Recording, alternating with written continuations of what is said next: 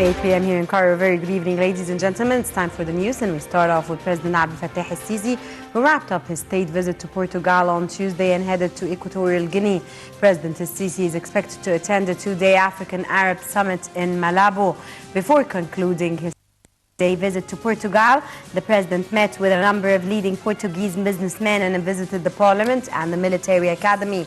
The talks covered means of boosting Portuguese investments in Egypt and capitalizing on the Portugal's expertise in the fields of e-communications and maritime transportation. The head of state also reviewed mega national projects implemented, expressing hope that Portugal companies will take part in the various investment opportunities. Meanwhile, President al-Sisi visited the Portuguese High Military Academy. During his visit, the president gave a speech in which he stressed the importance of international cooperation to face the threat of terrorism. Later Monday, Portuguese President de Sousa held a dinner in honor of al-Sisi, which was attended by high-ranking officials and dignitaries. Addressing the gathering, President Abdel Fattah al-Sisi expressed confidence that the two countries' relations will witness real progress in the coming period.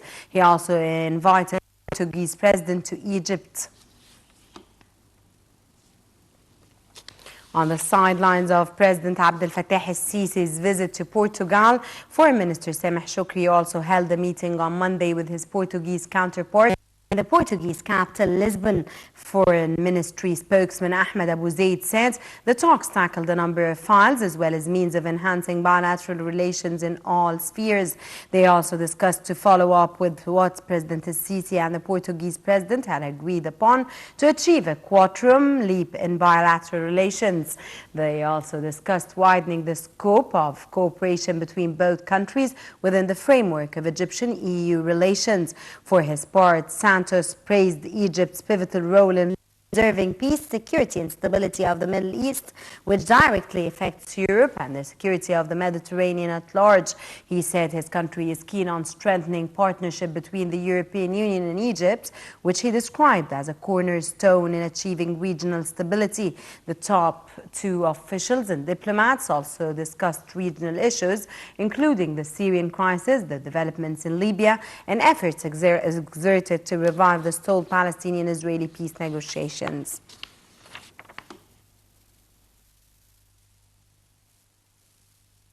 Moving on to the domestic scene, Prime Minister Sharif Ismail met on Tuesday with a delegation of parliamentarians for talks on the crisis in Nubia area in Upper Egypt. During the meeting, Sharif stressed on the importance of government gifts to Nuba, pointing out that 270 million Egyptian pounds were allocated for development projects in the area. Addressing the crisis related to an area of 12,000 faddans, the Prime Minister confirmed that Nubian people have priority for ownership in the region. The court overturned on Tuesday a life sentence against ousted President Mohamed Morsi of the Brotherhood terrorist organization. The court ordered a retrial in the case that revolves around accusations with foreign organizations. Morsi remains in jail on separate convictions. Morsi was one of 22 members of the Brotherhood terrorist organizations convicted last year of spying. The court also ruled on Tuesday overturns all convictions in the case, including life sentences against Mohammed Badia, the general guide of the terrorist group, and 15 others.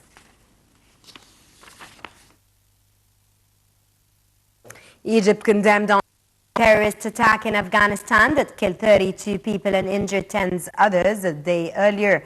A foreign ministry spokesman extended Egypt's condolences to the families of the victims, asserting that Egypt stands by the Afghani government and people in their fight against terrorism, which targets development and stability all over the world. Daesh claimed responsibility for the suicide attack on Kabul's mosque. Officials said that the attacker entered the mosque shortly after midday as worshippers gathered for Arabiya and Shia ritual, marking the end of a 40-day mourning period for the 7th century death of Imam Hussein, grandson of Prophet Muhammad. And Amnesty International and victims' families urged the Afghan government to protect the Shia community, saying authorities have a duty to take effective measures to protect Muslims from attacks.